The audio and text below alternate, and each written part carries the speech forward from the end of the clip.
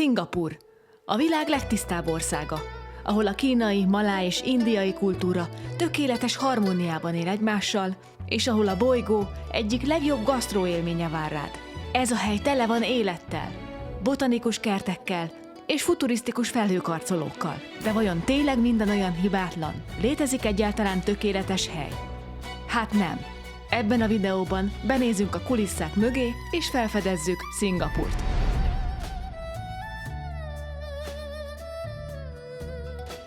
Sziasztok! Hi! Sziasztok! Megérkeztünk Szingapúrba, és most várjuk az autót, ami elvisz minket a szállásunkhoz. Itt Ázsiában rengeteg helyen lehet használni a Grab applikációt, hát itt is, 2018 óta, mert megvásárolta az Ubert, és akkor így egyesültek az erők, úgyhogy most ezen keresztül rendeltünk egy autót. De egyébként be lehet jutni a belvárosba tömegközlekedéssel, csak innen, ahova mi megyünk, az 1,5 óra, autóval pedig 25 perc, úgyhogy ezért választottuk most az autót. Itt ebbe a hotelbe foglaltunk szobát, mert ez jó áron volt, meg viszonylag közel vagyunk a belvároshoz. Tudtuk amúgy, hogy hova jövünk, ez a Geelong városrészben van, ami Szingapúrnak a vöröslámpás negyede, de szerintem ez majd este lesz érdekes megmutatni, nem pedig most, amikor felkapcsolják a fényeket, kiállnak az éjszakai lepkék, várjuk a buszt, a 100-as busszal tudunk bemenni, vannak itt ilyen jóképű legények, ők is szállnak fel. Ez ilyen, nem tudom, ilyen munkás járat, ami bevisz a belvárosba, nem? Ja. Ott szemben azzal az autóval most mennek haza vendégmunkások. Érdekes, hogy olyan szigorú szabályok vannak, itt mégiscsak úgy simán a platón utaznak. Milyen az első benyomás? Hát nekem nagyon fura, annyi fajta náció van itt. Főleg ezen a környéken. Igen. Ne felejtsd el, hogy hova jöttünk. De akkor is. Egyébként tiszta kultúrát rendezettnek tűnik, még annak ellenére is, hogy ennyi náció keveredik össze egy ilyen kis helyen. Hát majd most bemegyünk a belvárosba, az üzleti részre, illetve a turisták által frekventált helyekre, és akkor meglátjuk, hogy ugyanezzel a gondolattal fogunk-e onnan távozni, mint most. Most szálltunk le a buszról, és megérkeztünk ide Szingapúrnak a belvárosába, de egy csomó mindent közben elfelejtettünk mondani, hogy például igényeltük a vízumot, és hogy milyen egyszerű volt online ezt megigényelni, nem is kellett utána sorba állni, csak átmenni egy kapun, és a rendszer felismerte. Ilyet például még sehol sem láttunk, és ez olyan érdekes volt, hogy ilyen flottul ment. Aztán pedig a taxis, vagyis ez a sofőrünk, aki elhozott minket a szállásig, az is egy csomó mindent mesélt nekünk Szingapúrról, amit majd így folyamatosan meg fogunk veletek osztani, hogy miket mondott. És tényleg tiszta high-tech ez a város, szóval így átjöttünk, hogy a Mercivel összenéztünk, és tényleg ennyi volt, hogy még egy ember se volt ott, útlevél odaérint, kész, vége. Ja, és amúgy magyar útlevéllel csak beregisztrálod az útleveledet, és itt lehetsz 90 napos tartózkodási engedélyed van. Ezt online elintézed, teljesen ingyen.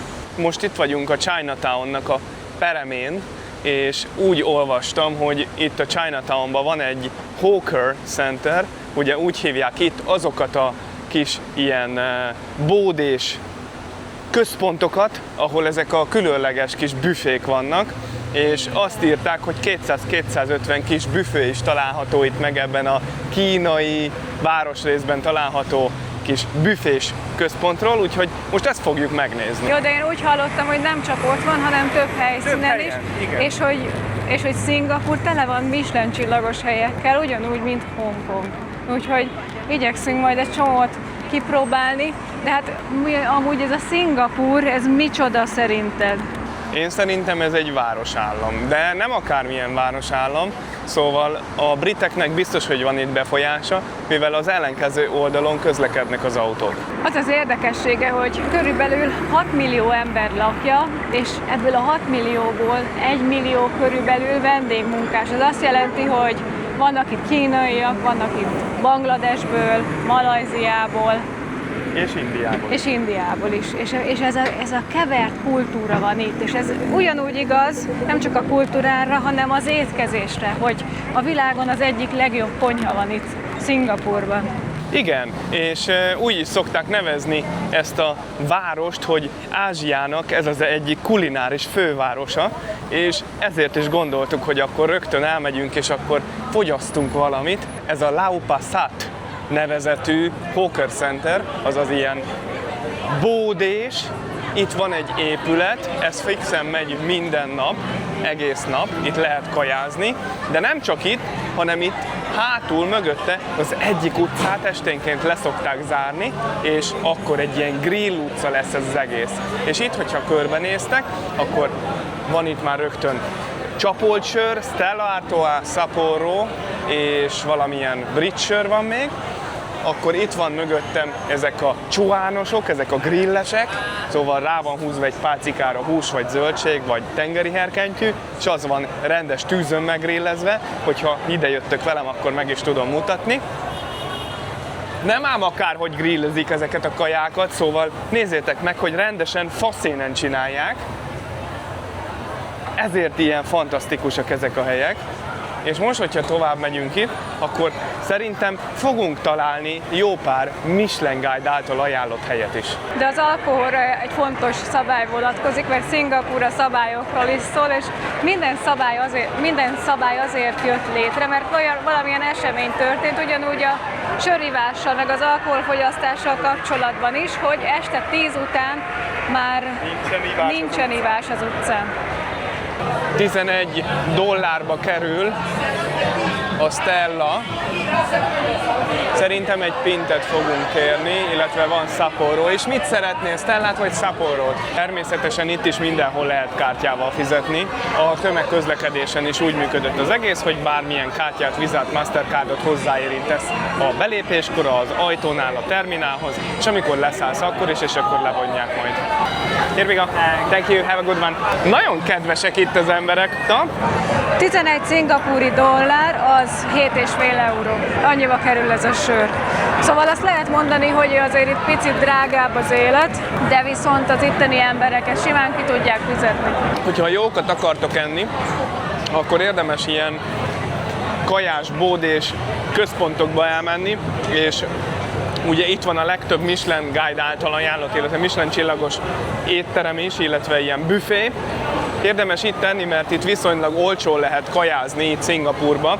Aztán vannak jobb éttermek, meg tényleg gurmé, kulináriumok, meg mindenféle ilyen szutyik, de itt biztos, hogy jól tudsz lakni viszonylag kevesebb pénzért. Jó, nekünk most nyilván így fura lesz Kína után, meg Vietnám után, ahol tényleg ilyen 10-12 eurónál nem fizettünk többet soha.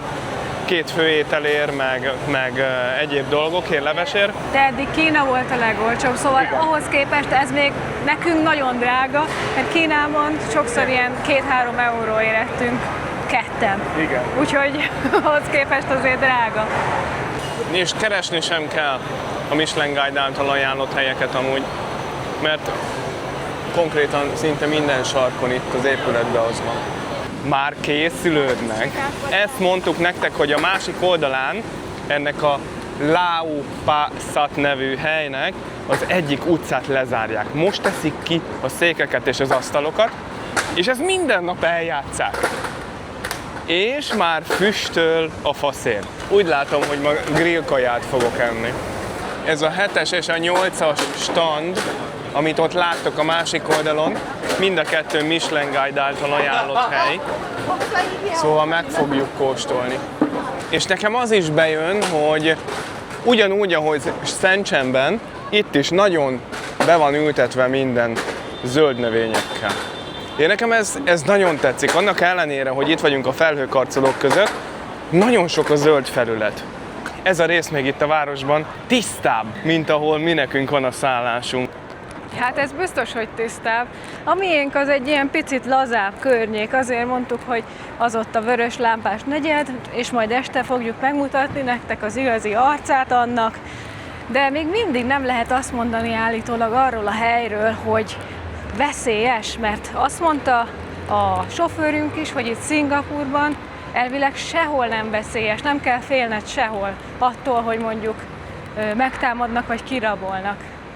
Az egyik legbiztonságosabb mini állam, vagy városállam ez a Szingapúr. Igen, furcsa szabályokkal. Nagyon furcsa szabályokkal. Még milyen szabály volt, hogy a drogot is nagyon-nagyon erősen korlátozzák, meg figyelik, hogy ki mennyit fogyaszt belőle, ki mennyit tart magánál, és aki meghaladja az engedélyezett mennyiséget, arra halálbüntetés jár.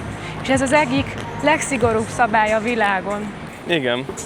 Aztán vannak még olyan szigorú szabályok, hogy hát nyilván nem szemetelsz az utcán, mert azért is komoly pénzbüntetés jár, és várjál, az utcai szemeteléshez még hozzátartozik, hogy az utcá szekciókra van, csapatokra van bízva, és ezek a szekciók naponta, vagy 2 naponta nem csak felsöprik, hanem fel is mossák az utcát.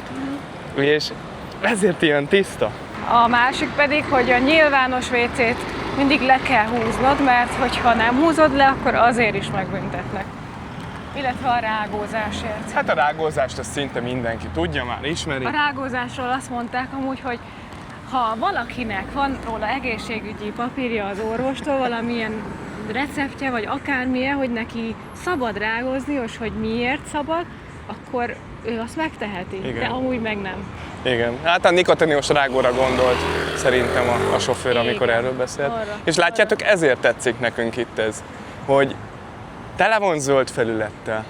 Ha felnézünk a toronyházba, ott is zöld van, szóval nem mondhatom rá azt, hogy nem jó. Jó ide eljönni turistaként, nagyon sok lehetőséged van, de élni nem élnék itt. Nekünk szerintem jó ott, ahol mi élünk jelenleg, meg ott Európában, mert mi ahhoz vagyunk hozzászokva, azt szoktuk meg, ott érezzük magunkat otthon. Csatornatag! Ha még nem jelentkeztél a Sapiért, akkor tedd meg. A 8 hónapnál, aki régebben csatornatag, hogy neki küldjük a sapkát. Ja, milyen szépek legyetek, mint én.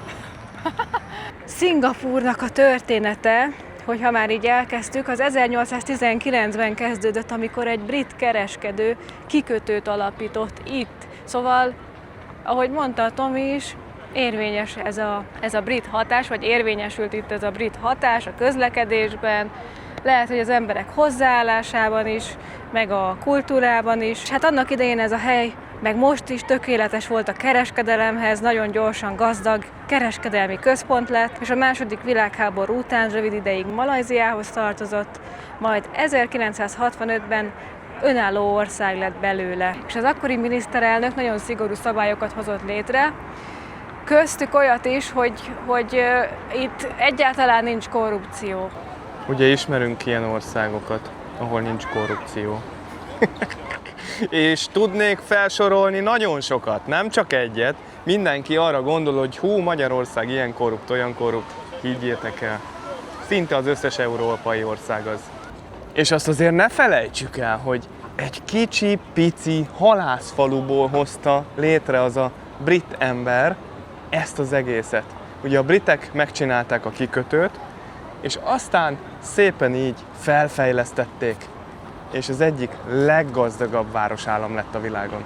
Szóval ide értünk a Marina Bay Sandshez, a Szingapúrnak a legismertebb, ikonikus épületéhez, és itt alul van a lobbija, 3 lobbija van ennek a hatalmas nagy komplexumnak, illetve vannak itt éttermek, üzletek és bárok. Ide most be is fogunk menni, és meg fogjuk nézni. Keresztül lehet sétálni, és hogyha szerencsénk van, akkor a lobbit is meg fogjuk tudni nektek mutatni.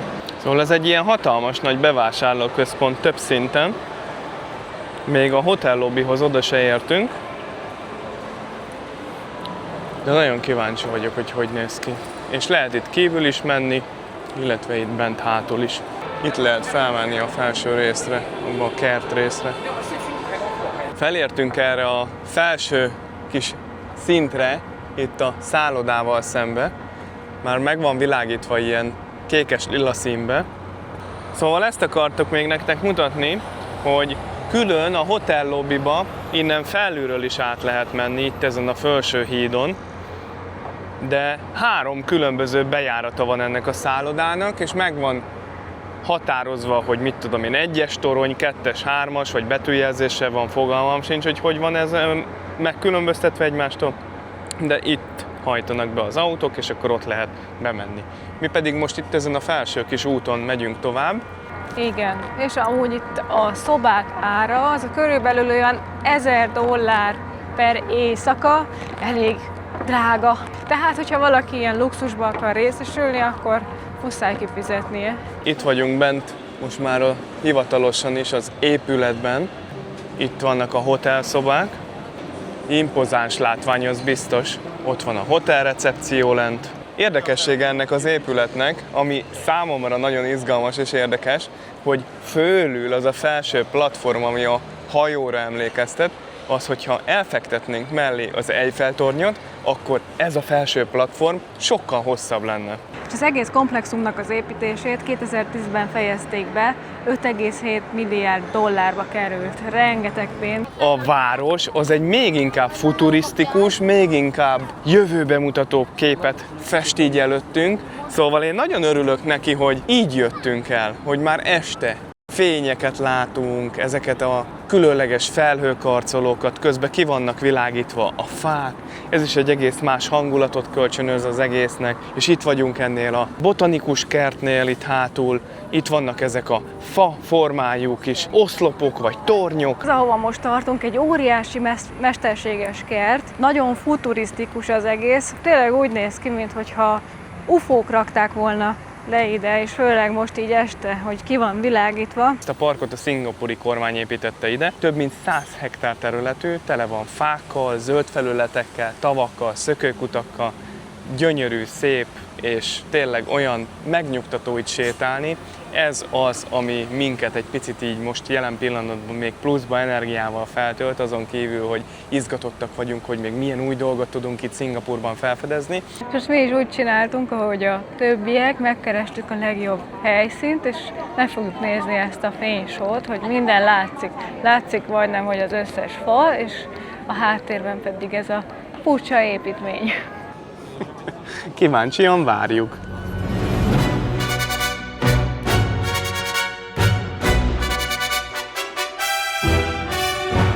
Il mare piange sulle pietre fredde, la notte avvolge il mio destino. Domani sarò un'ombra sul sentiero, lontano dal tuo viso divino. Ma il mio amore è uno scudo d'oro, le catene non possono legare il cuore. Guardami terra mia, non tremo, il mio sangue brucia come il sole. Vége lett az előadásnak, ennek a kis fényjátéknak, és nagyon jó helyünk volt. Már innen érzem az út túloldalán ezt a finom faszénnek ezt a füsti illatát. Számomra ez illat, valaki nem szereti, én nagyon szeretem. Ilyeneket ettünk már. Tintahalat, polipot, ezeket már kóstoltuk. Nem ezért jöttünk. Itt egy különböző szetteket lehet vásárolni, és akkor eldöntheted, hogy csirkét szeretnél, marhahúst, rákot, megvan, hogy melyikből hány darab található meg benne. Itt vannak szépen faszénen kisütve a csirkék, illetve a rákok, valamint a marhahúsok is. Közben itt az emberek a másik oldalon pedig élvezik a finomabbnál finomabb falatokat. Ezt nem mondom, hogy olcsó, mert nem olcsó. Ez körülbelül 7 euróba került, a $9, 6 vagy 7 euró. Viszont nagyon jól néz ki. Ami nekem furcsa, hogy ugyanezeket a kajákat amúgy megettük Vietnámban vagy Kínában sokkal olcsóbban. Nyilván itt sokkal drágább, viszont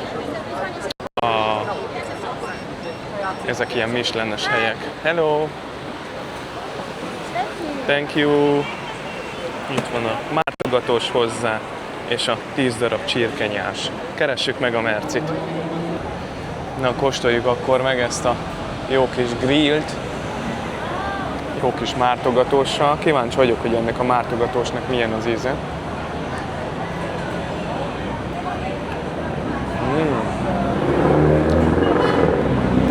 Érdekes. Kör is.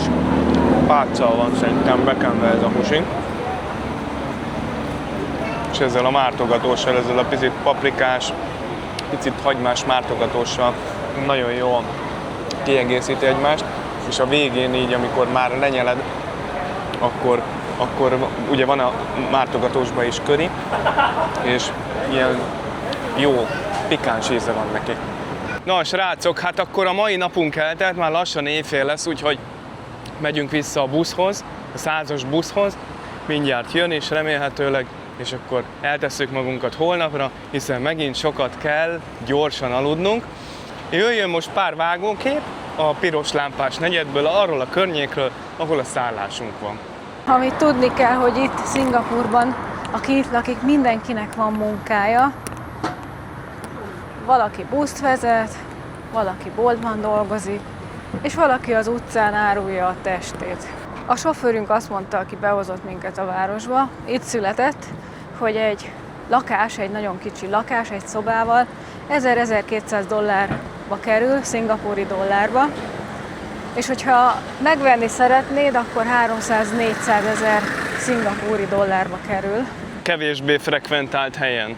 Hogyha egy kicsit frekventáltabb, a városközponthoz közelebbi helyen szeretnél venni magadnak valamit, akkor 1 millió plusz az ár, illetve ami még hozzátartozik, hogy nyilván a méretétől is függ, meg a felszereltségétől is, meg hogy melyik környéken szeretnéd ezt megvenni.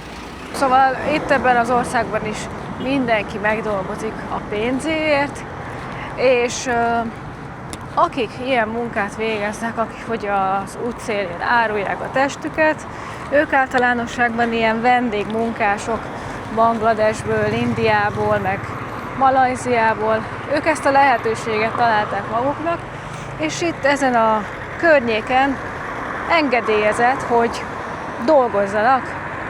Azonban meg kell felelniük különböző egészségügyi követelményeknek, kell, hogy legyen róla papírjuk, hogy ők egészségesek, és csak így léphetnek ki az utcára, meg így dolgozhatnak. Ezt a városrészt úgy hívják, hogy Geylang, és különböző szekciókra van osztva. Itt működnek a legális bordélyházak, szabályozott körülmények között. Amúgy vannak itt nagyon szép épületek, mint például ott a másik oldalon. És ezek az úgynevezett Lorong utcákban találhatóak, ami annyit jelent malájul, hogy kis sikátor. Szóval nem itt a főúton fogod megtalálni őket. Itt mindegyik hotel, meg mindegyik ilyen szálláshely az arra van.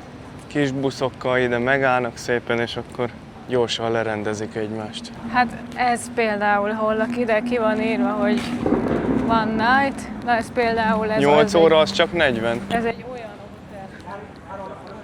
Ebbe az utcában itt mindegyik az. Szóval mennyi volt? Egy nap, az 80. Egy nap 65, 8 óra. Egy nap 65, 8 óra pedig 40. 40. Nagyon sok vendégmunkás látni itt ezen a környéken, főleg most az esti órákban, és van itt rengeteg felnőtt üzlet, például ott szemben. Én ilyet sem láttam még, hogy felnőtt üzlet, sima üzlet, és mellette pedig jön a buddhista Art Central. Hát itt minden van. De nem ez az egyetlen felnőtt üzlet, hanem ebben az utcában legalább van 4. Hát szerintem annál több. Ott Szingapúrban is vannak ilyen részek, nem csak Vietnámban. De viszont kulturáltan van a szemét még itt is gyűjtve, szóval viszonylag tiszták az utcák ahhoz képest, hogy nem ez a legfelkapottabb környék.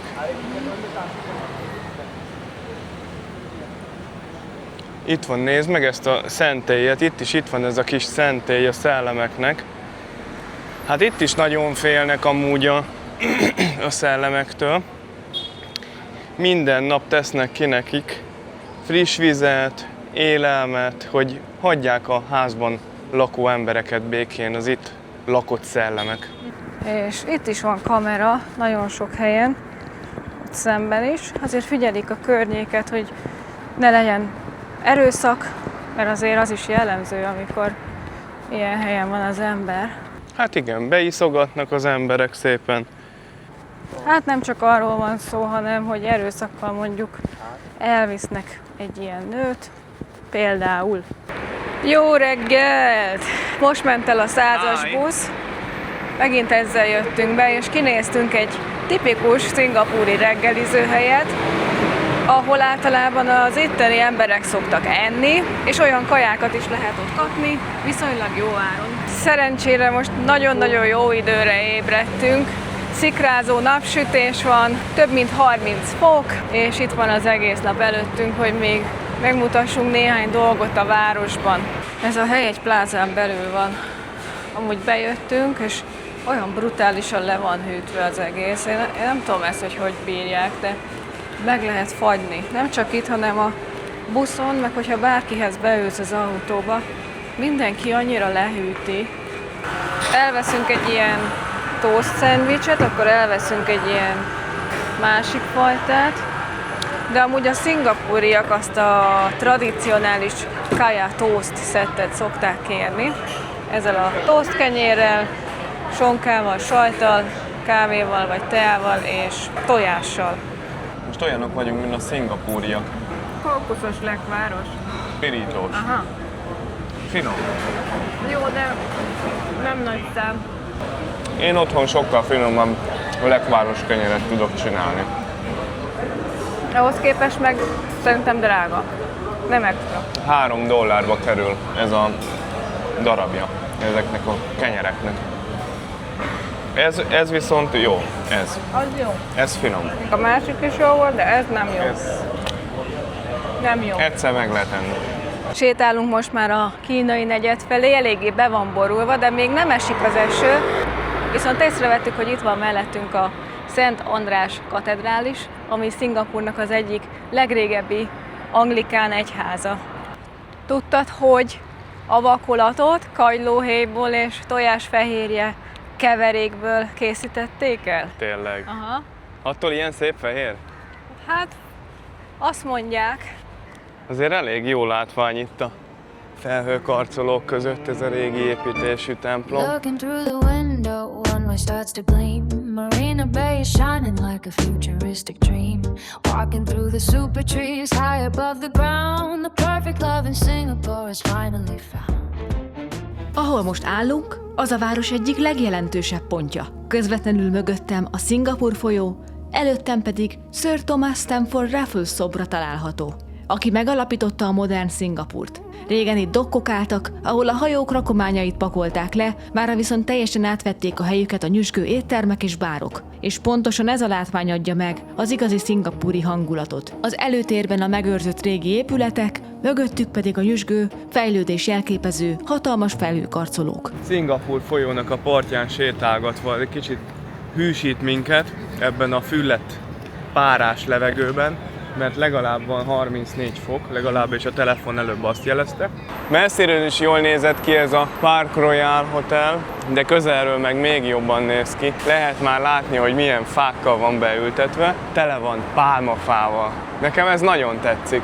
És ott is ki lehet menni, egy ilyen kert van kialakítva ott felül. Ilyen házakból kellene még egy csomó Budapestre, és az is tök jó lenne.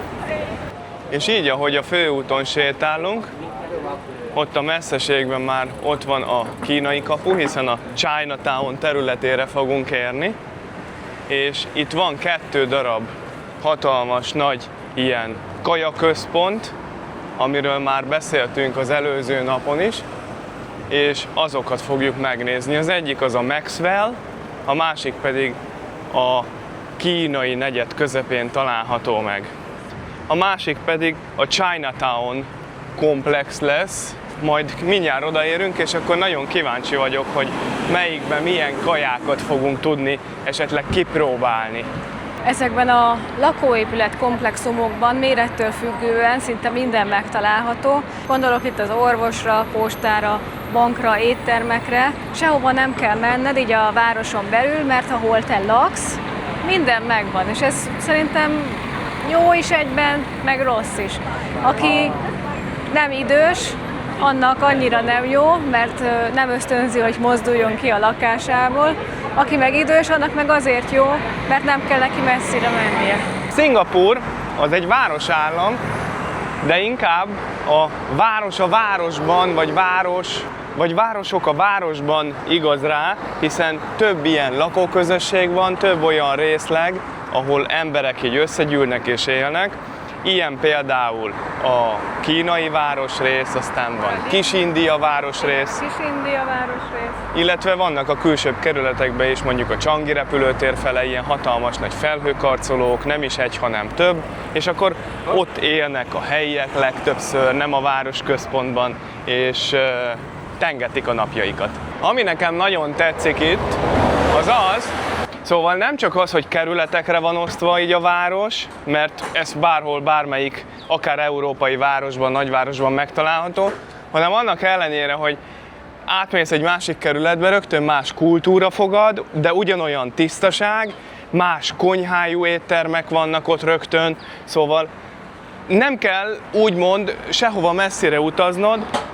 Bejöttünk venni egy kis hűsítőt ide az egyik üzletbe, itt a Street Markettel szemben, és én ilyet még nem láttam, hogy rögtön jeges poharat lehet venni, és akkor amit megveszel magadnak üdítőt, akkor azt szépen rögtön bele tudod tölteni, és akkor ha vizet veszel, akkor Titanic koktélt tudsz inni, hogyha meg kólát vagy bármi mást, akkor meg azt. És most ide bejöttünk itt a Chinatown Street Marketra, úgyhogy még egy picit vár ránk a Maxwell Food Market, és itt jöttünk el a legrégebbi hindu vallású templom mellett, amit 1827-ben a dél-indiai közösség építetett ide, nem sokkal később, mint ahogy Stanford Raffles megalapította 1810-es évek végén ugye a kikötőt. És most itt fogunk ezen az utcán végig sétálni, és megnézzük, hogy mit lehet itt kapni, illetve hogy milyen ételek, meg szuvenírek vannak. Annak ellenére, hogy Chinatownban vagyunk, sokkal több indiai ketyevre, illetve indiai ruhák kaphatóak itt ebben a városrészben, legalábbis ebben az utcában, de a házak, meg így a környezet az szép tiszta, és ilyen gyönyörű, szép, zsalugáteres, ablakú, színes házak találhatóak meg itt. Ezek nagyon tetszenek. Kicsit úgy visszarepültünk az időbe, úgy érzem. Ez a hókercsán azért különleges, mert ez volt a világon az első Michelin csillagos kaja $2. Onnan indult a története, hogy egy bódé állt ott annak idején a Chinatownban, és annyira jó kaját csináltak.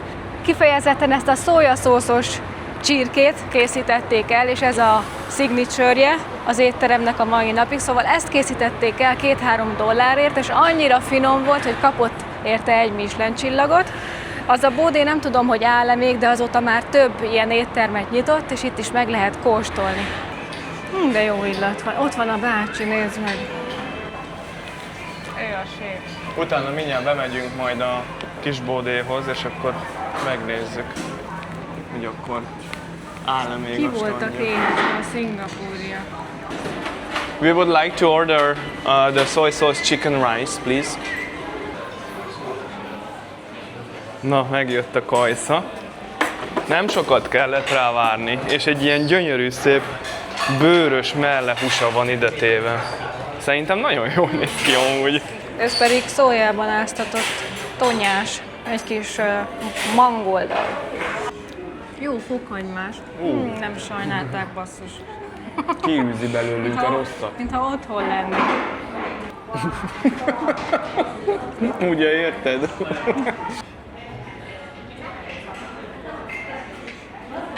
Jó illata. Szerintem ez ilyen szuvidolt technológiával készült, hogy valószínű, hogy szójaszószban volt szuvidálva, és ilyen nagyon finom omlós.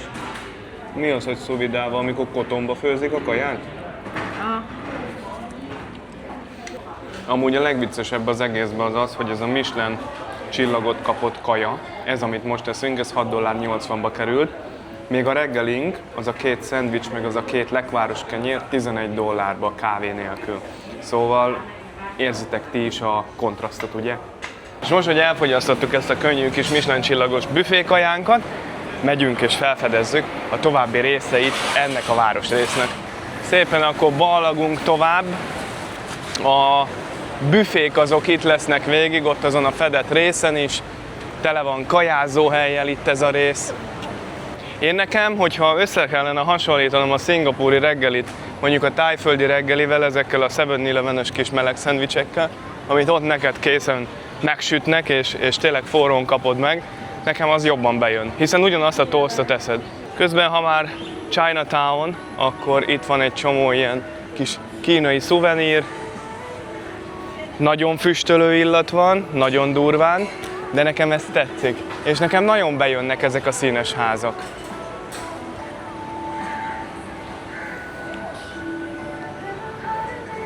Hála Istennek a duriánnak a szagát nem lehet érezni. Most itt végig megyünk ezen a részen, ezen a fedetten. Itt is látjátok, itt vannak ezek a kis bódék, és akkor lehet rendelni kajákat, vannak itt boltok, ugyanúgy. Éppenséggel csak az a különbség más bódékhoz képest, hogy rengeteg ilyen kis büfé kapott már Michelin besorolást, illetve Michelin ajánlást, és nem azért, ahogy kinéznek, és az a hely is, ahol mi voltunk, az se azért kapta, mert ahogy kinéz, mert ezek egy kis büfék, hanem a kaja minősége és íze, az összetettségére kapják. És szerintem ez tök jó. Itt például a toast egy kókusszal 5,80-ba kerül. Lehet, hogy itt érdemesebb kipróbálni a toastot. Aztán van itt kecsketeljes hely is például. Finom. Kecsketeljes avokádó macsa, meg ilyen tejek. Hát itt is vannak olcsóbb helyek, drágább helyek. Ezen a Chinatownon belül is kellemesen átjárja itt a tető alatta ezt a részt a szél. Most, hogy kijöttünk amúgy a légkondicionált étteremből, így mellenvágott ez a roppant fűlett és meleg idő. Na, ez a hely szerintem híres, már láttam valahol.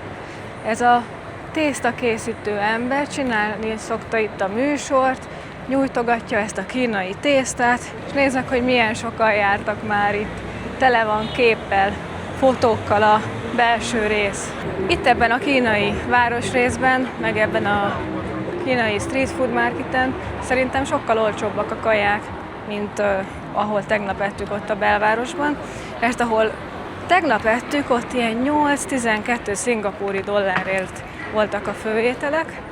Itt pedig úgy láttuk, hogy 5 és 8 szingapúri dollár között vannak. És hogyha itt most jelenleg megyünk tovább, akkor nem is kell olyan sokat menni a Chinatown Complex Center-től a Maxwellig, ami ott a következő utcasarkon lesz. Már lehet látni a zöld táblát, hogy ki van írva. Az a következő ilyen étkezési hely vagy központ, ahova az emberek oda járnak kajálni. Oda is be fogunk menni és meg fogjuk nézni. De nem ígérem, hogy fogunk enni ott valamit, mert már nagyon tele vagyunk, de megnézzük. És hogyha esetleg ott a Chinatownba, itt a kis utcában nem találtok olyan bódét, ahol ennétek tipikus szingapúri kajatosztot, akkor itt is megtehetitek az áttellenben a Maxwell Food Centerrel. Itt is van egy ilyen kis kajatosztozó, és akkor oda is be tudtok állni a sorba, és tudtok egy jó lekváros kenyeret enni. És hogyha nem úgy jönnétek ide, mint mi gyalog, bár mi azt javasoljuk nektek, hogy gyalogoljatok sokat itt Szingapúrba, hiszen úton, útfélen, utcasarkokon különleges dolgokat, érdekességeket fedezhettek fel, akkor itt van a Maxwell állomás. Ez pedig itt szembe velünk most a Maxwell állomással, ez a Buddha Tooth Relic Temple, azaz egy kínai templom. Ide is értünk, hát ez hasonló elrendezésű, mint a belvárosban található. Nézzük meg, hogy milyen bódék vannak itt, meg milyen kajákat árulnak. Rengetegen vannak. Viszont az nagyon jó, hogy vannak ezek a kis ventilátorok, és így pörgetik a levegőt. Van itt vietnámi konyha is, itt van banh mi szendvics, oda néz, lehet mindenfélét kérni. Hello! $6.30 kerül ez a sima.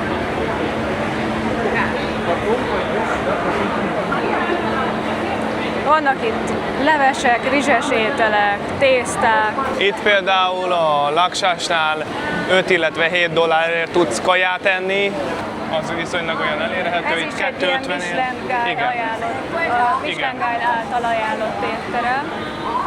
Itt nem tudom mi ez, várjál, valamilyen Ez osztrigás kis sütemény. Ez is talán hasonló, ez a hely, mint amit előbb megkóstoltunk, és van ez a szójás csirke. Úgyhogy most már a végére is értünk. Legalábbis ennek a résznek.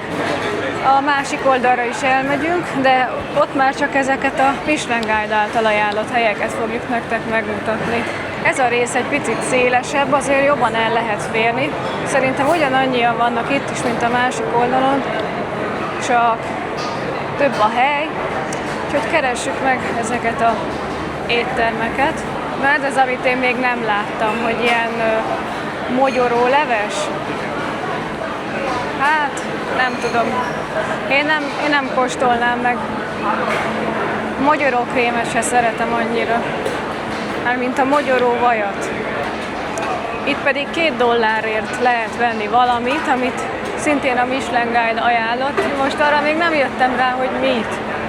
Itt van pópia, az ilyen betekert kis kaja, ilyen tésztába, vannak kagylók, illetve hát én szerintem az aranyák az hal, nem? Nem tudom. Na mindegy, ha tudja valaki, akkor írja meg kommentben. Viszont azt nem tudjuk, hogy mit lehet venni 2 dollárért. Gondolom, hogy kagylót, talán 2 darab kagylót. Szerintem, hogy Ja, oda van írva, nem? nem, az 4 dollár. Igen, ezt lehet venni. 2 darabja. Ezt lehet venni 2 dollárért. Szerintem megtaláltuk az összes helyet, és megmutattuk, úgyhogy most haladunk szépen tovább. De kellemes volt is viszont az idő. Ha tetszett ez a szingapúri videó, akkor iratkozzatok fel, lájkoljátok, és találkozunk a legközelebbi részben, amikor elindulunk innen busszal egészen Malajziáig, és útközben mesélünk nektek arról, hogy mi történt velünk eddig, miket éltünk át, mi volt a negatívum, és mi volt a pozitívum, úgyhogy tartsatok velünk. Sziasztok!